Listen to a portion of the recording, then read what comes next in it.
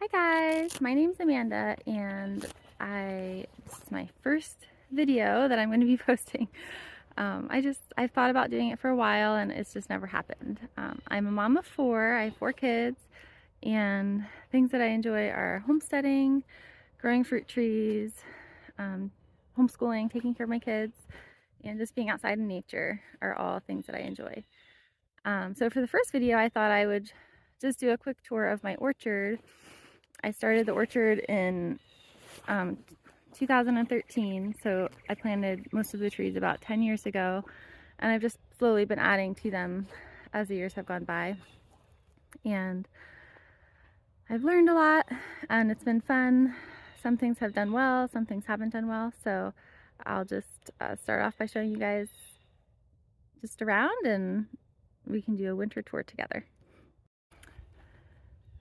So it is early January and most of the leaves have fallen off the trees. It's winter. It hasn't gotten as cold as would be ideal yet for the trees. It's a little harder on the trees when it gets warm, then it gets cold again, then it gets warm again. That like freezing thawing cycle is hard on them. It would be a little better if it just froze and then stayed frozen all winter and then thawed out. But anyway, this is my orchard. I put it on a north facing slope, and the reason for that is because the freeze thaw cycles are bad for the trees. I live in the northern hemisphere, so the southern slope would be the first to thaw out and heat up in the wintertime. So you really want to put the trees in an area that the snow will be staying on the ground most of the year. It won't be melting and getting warm with the sun, and then freezing again. So there is still snow here, even though it's been warm. It just snowed a little bit the other day, so that's a good sign. This is a Northrop mulberry. And I planted this one and this one to the left, the smaller one, outside of my orchard fence. Here, let me show you my orchard fence real quick. I'm trying not to move the camera too fast. I'm a beginner at this, so hopefully I'll get better as time goes on. So back when my husband and I were not even married yet, I think it was around 2009 or 2008, we got some apple trees at Home Depot and Lowe's, and a couple pear trees too. And even though I have worked at a commercial orchard before, we just kind of put them in the ground. We were building our house at the time, so we just kind of put them in the ground and let them fend for themselves.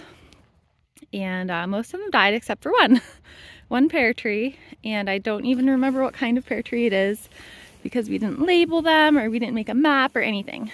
So when I decided I really wanted to do it right, I saved up to build a fence. This fence is 8 feet tall. We used a combination of no-climb horse fence on the bottom, and we put high tensile wire at the top with the thought that we could electrify it eventually. And eventually I think it would be good to do that because we've had issues with raccoons getting in. But unfortunately we do not have electric out here at the moment.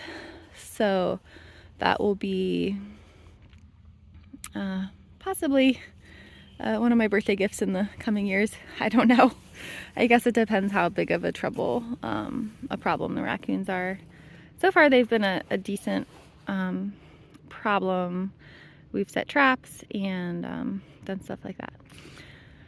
So the whole orchard is about 200 feet by 300 feet. So it's a little over an acre. And I'll show you some more what I have. This is kind of the way that we drive up to the top of the orchard. So I'll just start by going around this way. So Northrop mulberry. This one's done really well. We had it planted outside the fence and then moved it in, and it handled the transplant pretty well, but the other one did not. So I'm not really sure why. This is a pear tree, and I would have to go back in my records. Actually, no, this one has a tag still. This is an IFT pear. I grafted it with my neighbor, Jack, who's my apple growing mentor.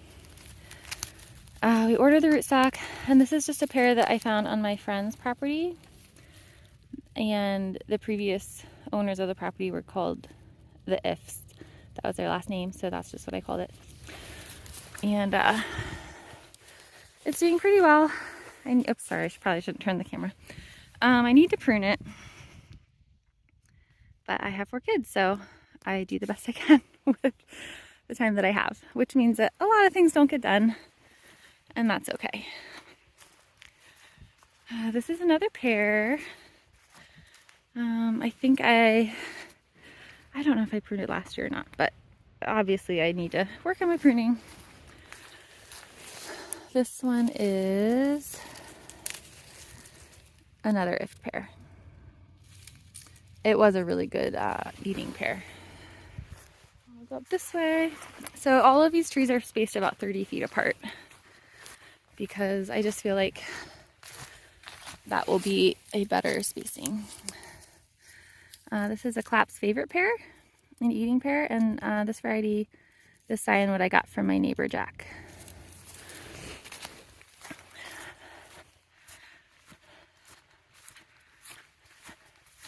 And these are younger pear trees. I think I planted these ones in Chijaro Asian pear. And then anytime you see something down here, that means that's a rootstock. So OH F97. We ordered that rootstock. I'm trying to remember where I got that rootstock from. I think it was from Cummins Nursery? Or no, I think he probably ordered that rootstock for us that year. So that's that one.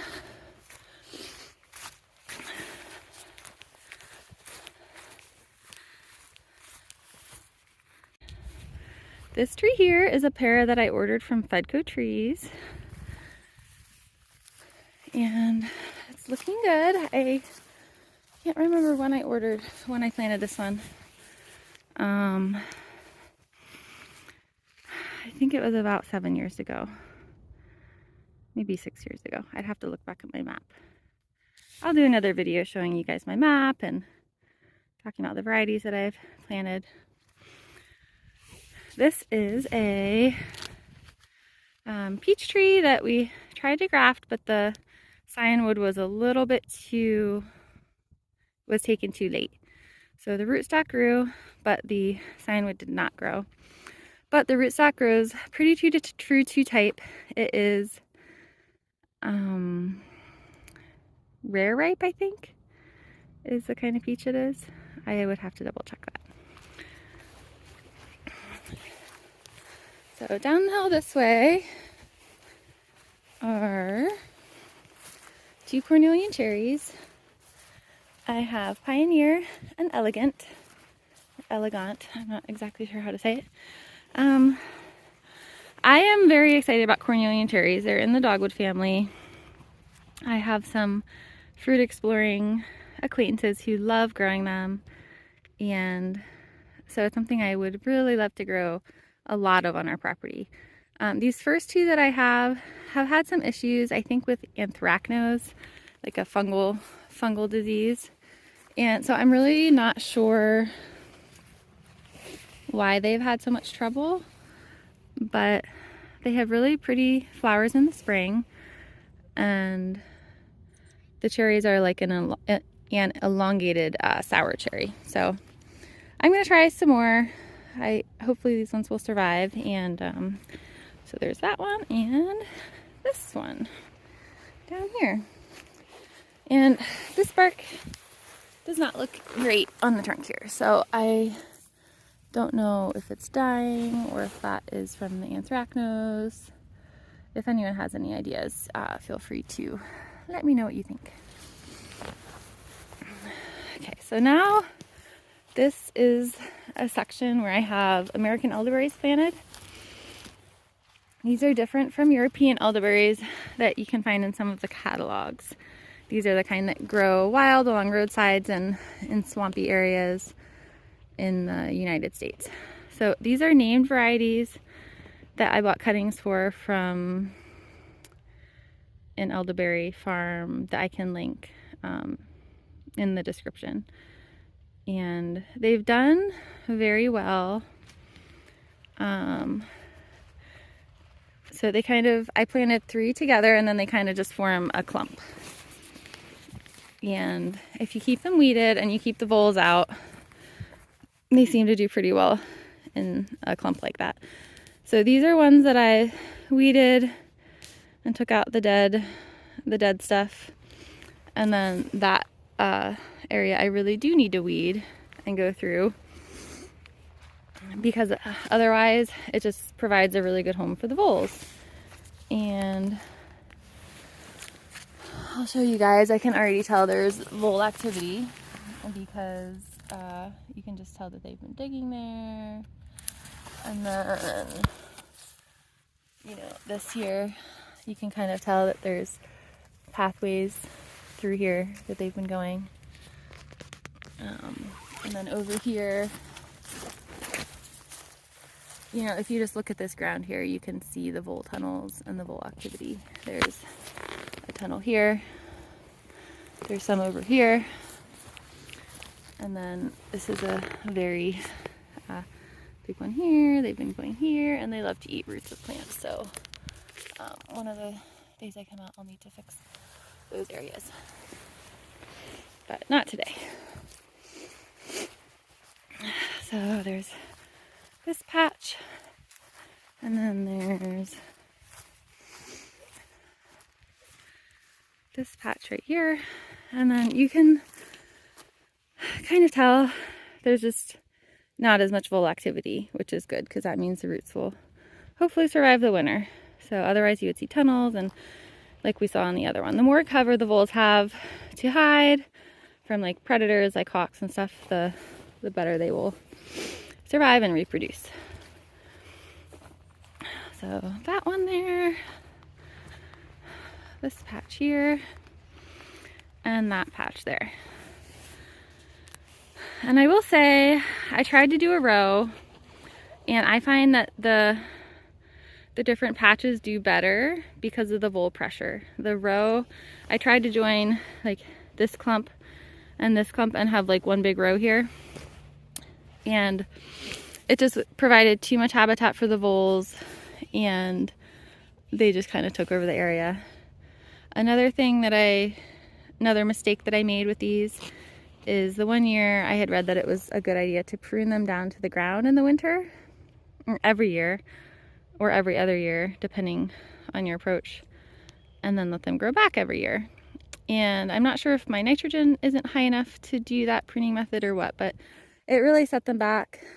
They didn't do very well. The weeds grew up because I think I had a newborn baby that year.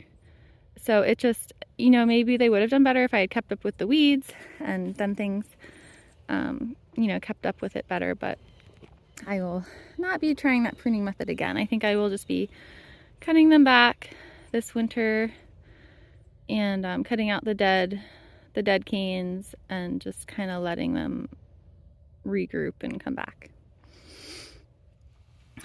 Okay, so this is these are my main trees that I planted 10 years ago now. This coming spring will be the 11th spring. And I will go through most of the trees. Most of the trees in this row are apple trees, and they're all on Antonovka rootstock, which is a standard size apple tree. And I wanted to plant them on that rootstock because it's a very cold hardy rootstock. The trees will grow standard size, so they'll be really long-lived trees. I wanted to plant trees that they take a longer time to bear, but hopefully my grandkids will someday be able to use these apples from these trees, graft the varieties. You know, they won't get blown over in a windstorm. They won't die if we have a period of drought and I'm not able to water them, stuff like that. Their roots go deeper, they're just stronger trees. I would like to, that being said, I would like to start some areas with dwarfing trees just to, you know, because I enjoy growing fruit trees and I think it would be fun to try different rootstocks. And I also have some trees on semi-dwarf rootstock that my neighbor Jack has given me. That he likes to grow trees on MM111, which is a semi-dwarf tree that stays smaller with pruning about, I think it's about 75%, 50 to 75% the size of a standard tree depending how you prune it. So I'll just start. I think I will start with apples and then I'll come back down the middle again. So I'll just walk up here. I can put the varieties that I have in another video, like in the summer sometime. So most of these, when I planted them, these ones were from St. Lawrence nurseries, and they were just whips, you know, bare root. When they were little, I put amendments in the soil. We dug a 3-foot hole and followed Michael Phillips' recommendations in the Organic Apple Grower book that he has. And we protected them from rodents, voles, and rabbits with these 1/2-inch hardware cloth tree guards. That is really important because especially the young trees have yummy bark to voles, and they will girdle the tree if you don't do that.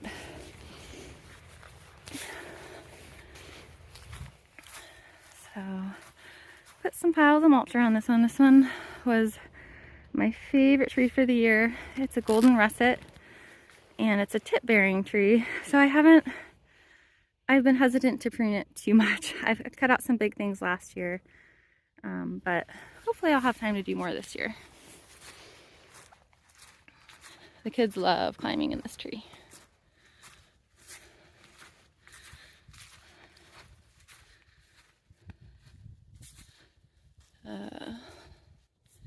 So yeah, this past year was a great apple year. It was really fun for the kids and fun for me to finally get some apples. And that one had a lot of pruning I need to do. I don't think I got to that one last year at all. Like that sucker coming up from the bottom's really big. It's really congested, very vertical. So we'll get to that one this year. This is a Northern Spy, and the apples were great from that tree. I'll come around to this side. This is a sour cherry tree that has struggled. We have a lot of Japanese beetle pressure, and I thought it was going to die this year, but maybe it will make it another year. We'll see. But I think the next time I plant cherries, I'm going to nut them, and I'll talk about that a little bit when I get to the blueberries and talk about them. This is another apple tree, the same Antonovka rootstock. So another apple tree, and this one is a wine sap, but it has some interesting swelling around the some of the branches that I'm not really sure why. Show you another spot. So if anyone has any idea why that could be, you can let me know. I just wanted to take a quick moment to say that I do everything organically as much as possible. We don't spray, and so I'm sure that a lot of the disease and blood pressure that I have could be helped just with some more research and more time to work on it. I just haven't had a lot of free time, and most of the time spent out here is with my kids. They enjoy helping, and you know, my goal was that I mean, ideally I would love to spend more time out here, but just to kind of keep the trees going at this point, do the best I can, and learn from my mistakes, and hopefully as I go on learn more about you know, diseases to look out for, different borer signs, and then also use some more of the organic controls to help prevent that, make the trees healthier, and all that good stuff. Okay, this is a pear tree. This is a golden spice pear. It's a small perry pear and it is delicious. It was really good in the fresh cider we made this past summer. And it's just a really good, I really like the sauce from it. It's so flavorful. So that's that tree, and I need to prune that tree as well this year. This is another pear tree that is an early pear that I haven't actually tried yet. I need to prune it as well. Maybe I'll have some pruning videos. It's a really early pear, so it had a few pears on it this year, but I missed the fact that they were ready and did not pick them in time. So, I'm coming down here.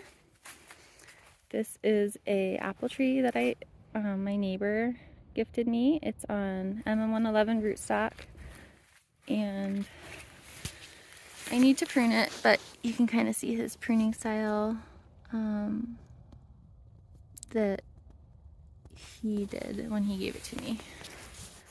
And I also need to probably put a trunk guard on this tree. I'm not really sure why it doesn't have one. Anyway, this is a peach tree and it's dying. I think it had some kind of something wrong with it. Peaches don't live super long. But my neighbor suggested instead of cutting it the whole way down last year, I could possibly take some cyanwood from it this year, but it does not look like this branch survived this year either. So,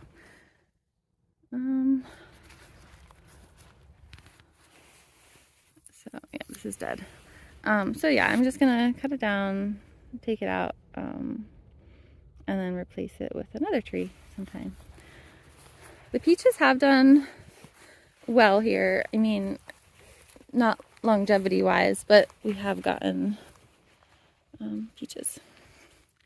This is an apricot, and it has just been defoliated by the beetles almost every summer.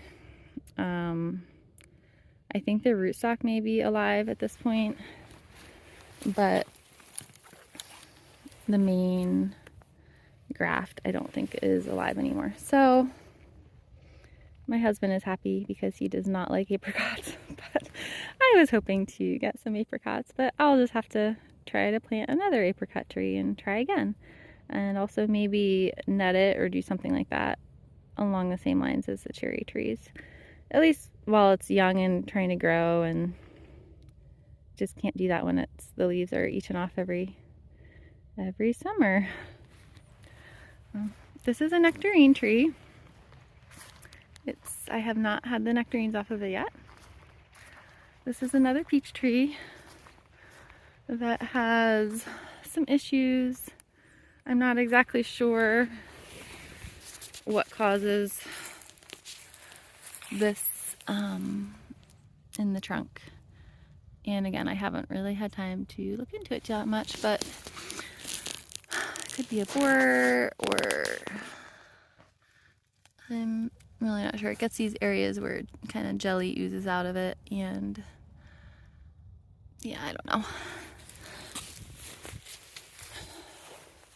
This is a tree that I grafted at my neighbor's house, and it's a variety that he rescued off an old homestead up by the Clarion River.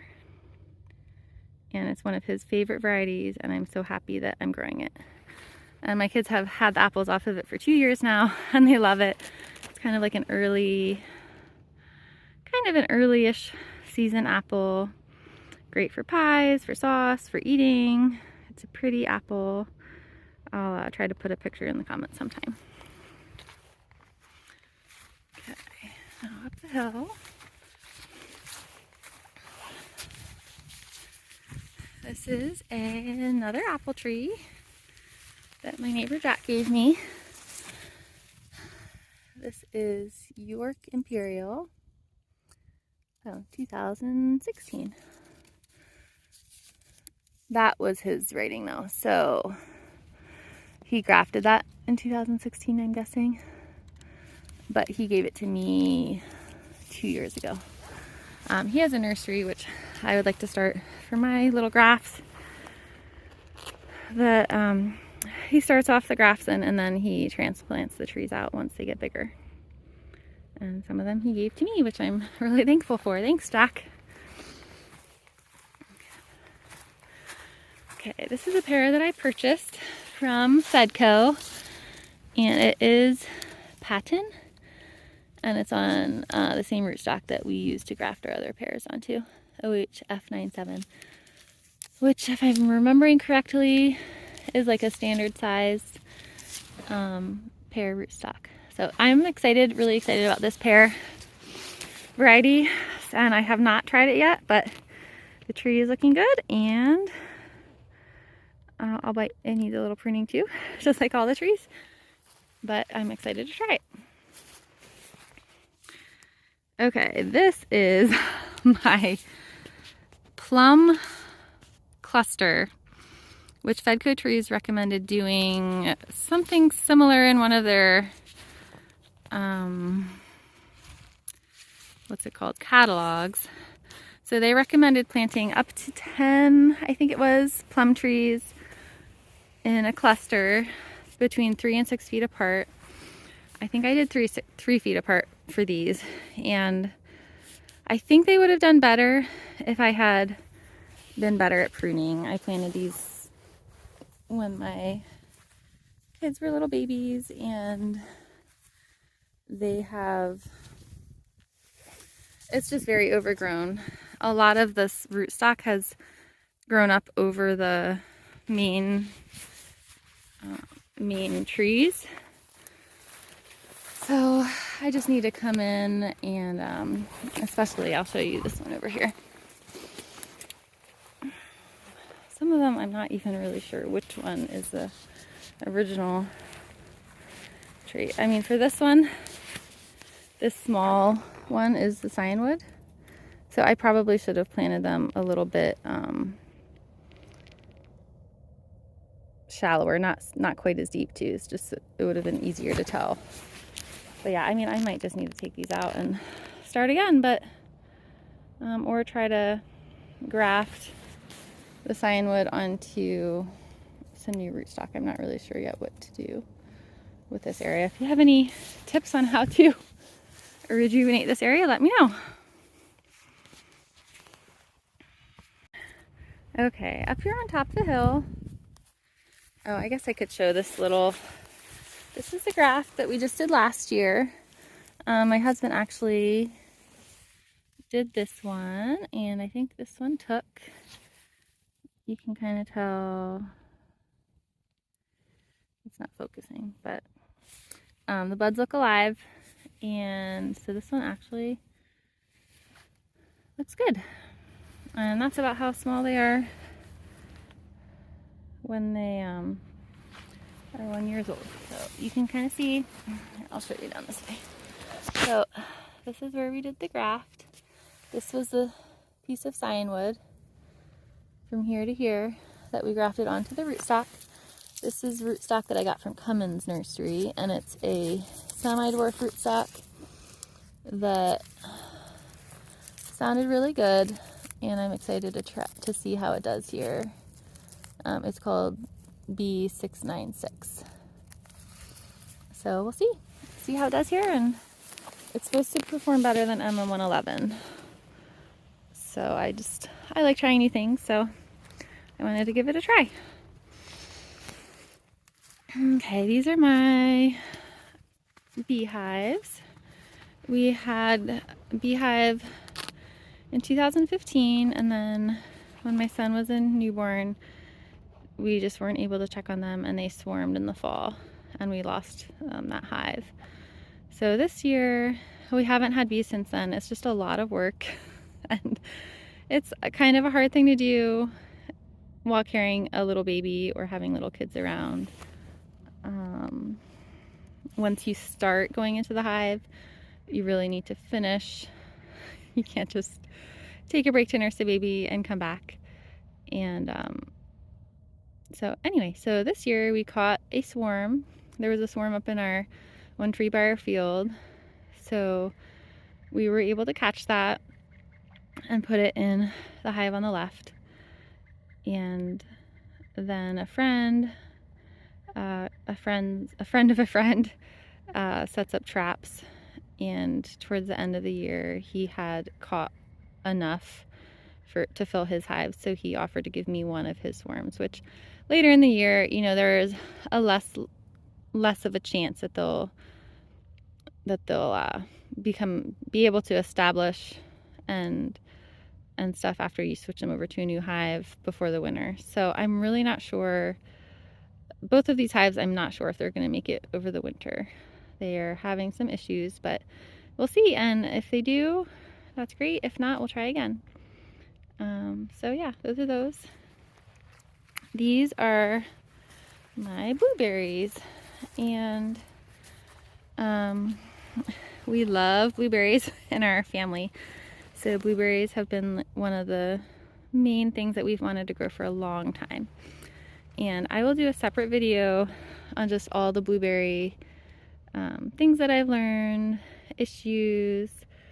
I feel like I need to do another soil test, because looking back at my original soil test, the calcium was very high, and that can just continuously keep raising the pH, and blueberries like a low pH. So I tried some new things this year, because I just had some bushes dying. They didn't seem to be growing that well, even though I've put elemental sulfur and lots of organic matter, wood chips and sawdust and leaves. But we still got probably 20 gallons of blueberries this year, even though they are on the smaller side still. A bunch I have replanted, so I will show you. Like, you can kind of tell they're original ones. Those are that big one there, and that one, and this one are originals. Some I have replanted, like this one. And I love being up here. I have more mulch to put down. Always more stuff to do. But it's fun. So I try to mulch them before the winter, mulch them in the spring. It really helps cut down on weeds.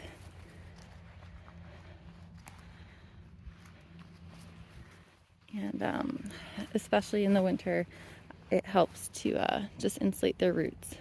So those ones I have finished mulching up there, but these ones down here I still need to get to. So that's something I'm going to work on today after I turn the video off. My mother-in-law has the kids for 2 hours, so I'm able to come out and get a couple things done out here. So these are new plants that I planted down in this area 2 years ago. I organized a bulk buy for plants with some of my friends, and so I have a bunch of new ones started down here, and yeah, it's exciting. I also have a whole row. Originally, so we built bird netting over this whole area, and this is something I might just do a separate video about, with like the netting that I found to work for the beetles. The beetles are a huge problem with my blueberry plants. So we have the bird netting that was one of my birthday gifts one year, and but I think what we're gonna do is wait to use it for a couple years and just use the individual insect netting that I have purchased over the past 2 or 3 years, and has worked really well. So originally we had just 4 rows in here, and then I added 1 more row, which will make it hard if we use the bird netting to have enough area to go past to mow on the side, but it gives us a whole nother row. So in this main area we have, it's 100 and No, I'm not remembering correctly. I think it's 104 blueberry plants because there's 26 rows and we have one gap up by the door up there that we have access to for when we have the netting up. So yeah, 104 plants in the main area. So hopefully we'll have enough to share with friends and family in a couple years.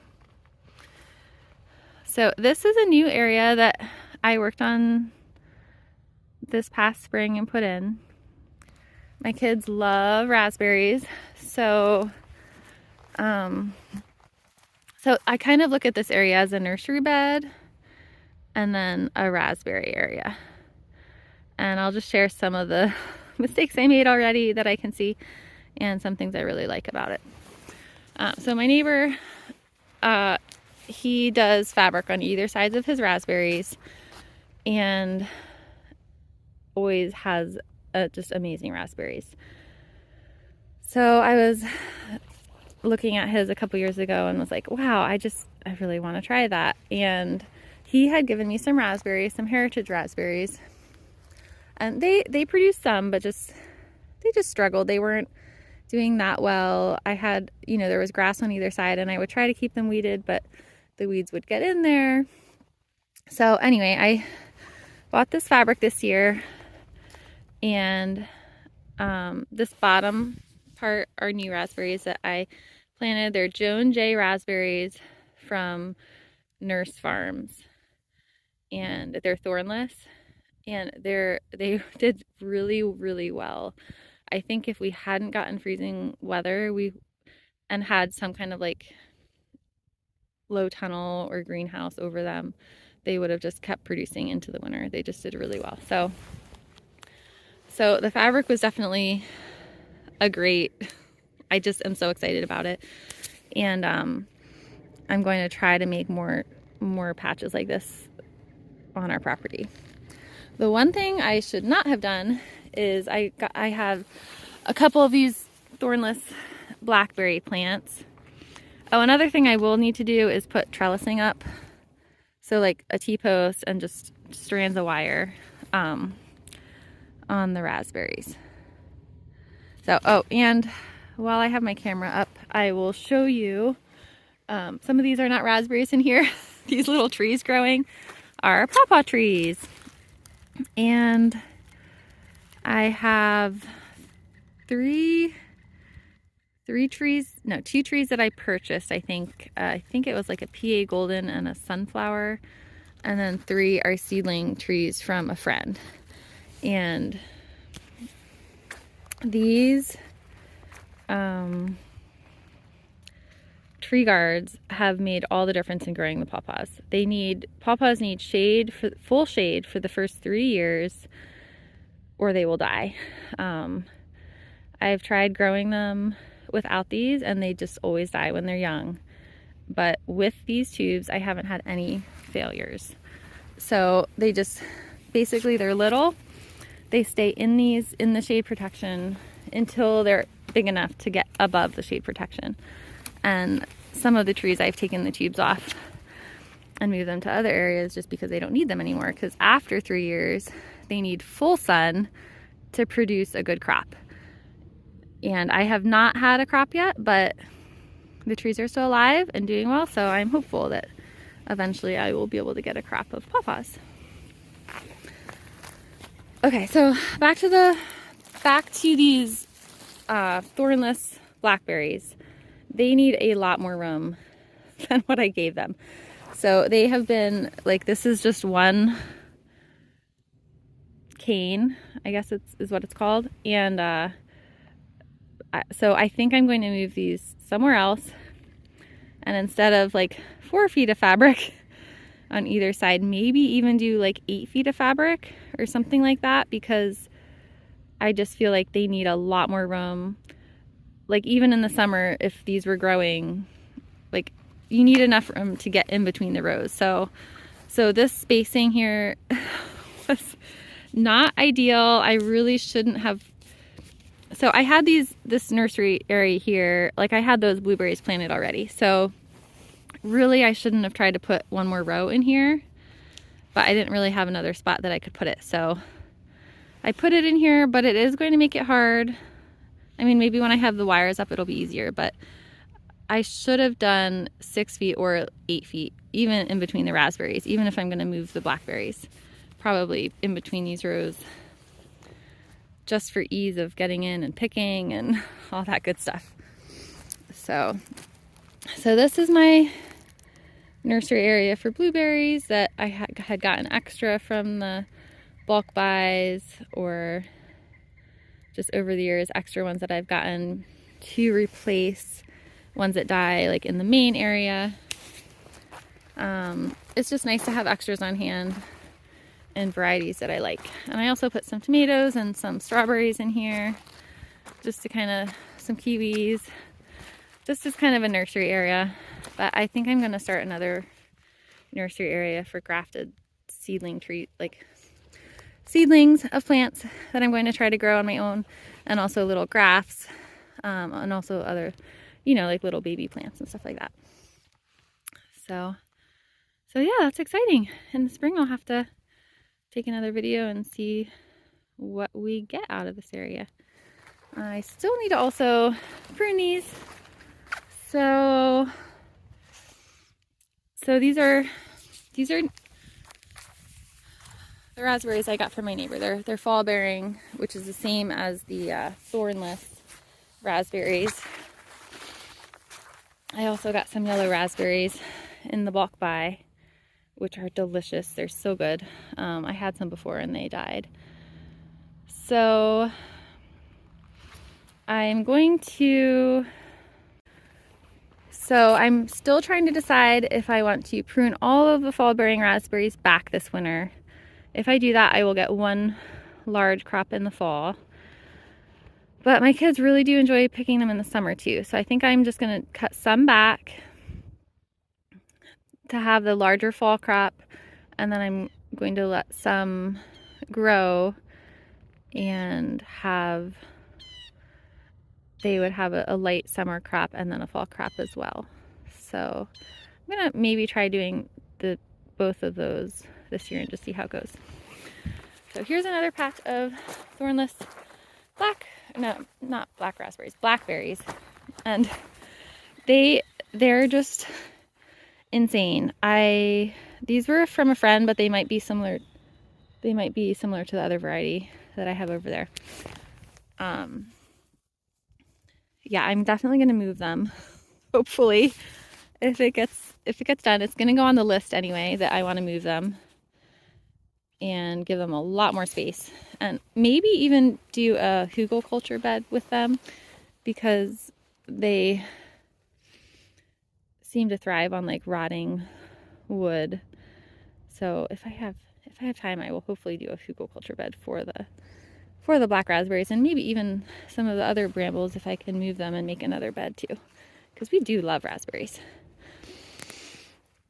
Okay, just a couple more things. This is a grafted tree that I grafted, and then the grafts didn't take. And then, it was a black Oxford. Black Oxford is one that I would love to have. Unfortunately, this is the rootstock. This is not the graft. The grafts have not survived on this one, and I will hopefully prune this back and then graft onto the rootstock again. Hopefully I can get some black Oxford cyanwood again, or I might just give in and buy a bare root black Oxford tree, because I've tried multiple years to graft the black Oxfords, and they have gotten run over by the kids, knocked into by the kids, and the grafts fall off. Last year it was looking so good. I had a black Oxford graft that was growing so well, and my 3-year-old was driving her little side-by-side around and just like full on flattened it. So, which was kind of sad, but kind of funny in a way. I mean, you just have to laugh at things like that sometimes.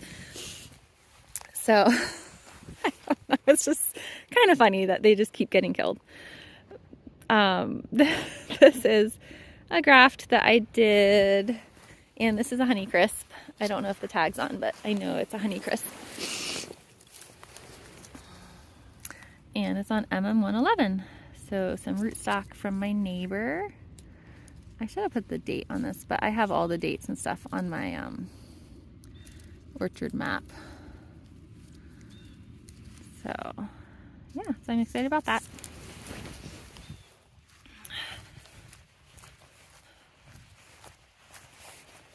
This is the black Oxford graft that got run over. That was the second time I had tried to graft onto this rootstock, so maybe the third time's the charm. We'll see. And this must have fallen off, but I don't really care because that's just the rootstock growing. Okay, these are... Actually, I don't remember what this one is.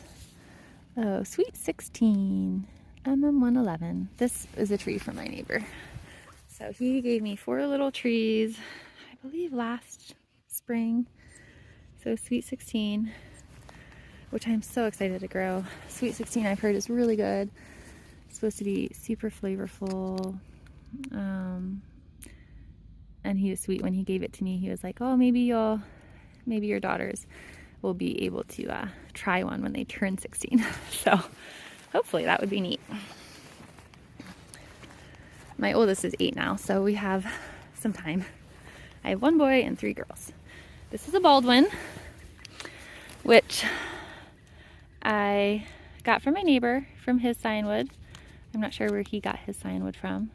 And it's been on my list of ones that I've really wanted to grow just because I've heard it has really good disease resist or like insect resistance. The skin is supposed to be really thick, so hopefully the bugs don't like it as much.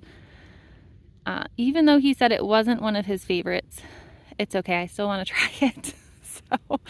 So this is my Baldwin because I guess I have to find out things on my own, whether things grow well in this area.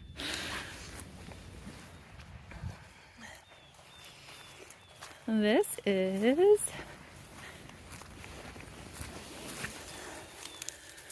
a yellow delicious, and my neighbor loves this kind because it's great for sauce and you always get a lot of apples, and it's an early apple, so early in the summer you can make lots of applesauce and enjoy it. Oh, this is a red astrakhan.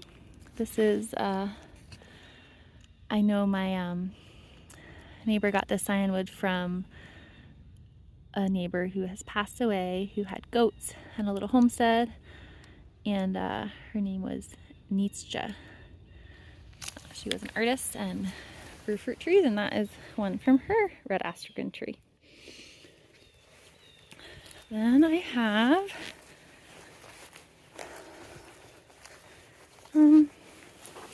hopefully, oh, you know what, this is I believe this is another mulberry tree, but I would need to check my map. Hopefully I wrote it down. This is a pear that a friend got by accident in the mail. It's an Asian pear, and I can't remember the name, but it's on my map. And I'll probably take those pieces of plastic home.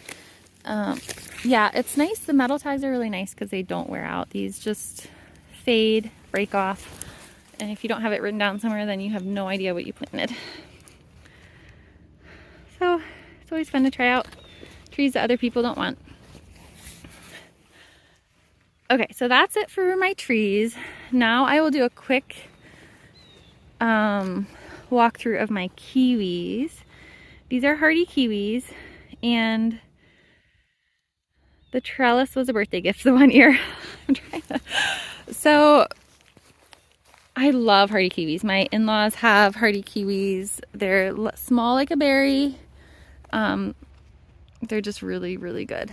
These are not the Russian variety, not the Kolomitika. They are Arguda, which are a little less cold hardy, and I may switch over to the Kolomitka because been struggling to get these established. You need a male and a female.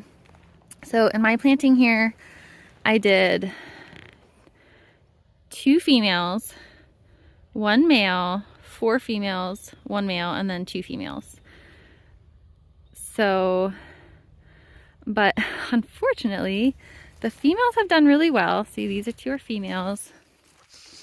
Until there has been a problem, which I will talk about.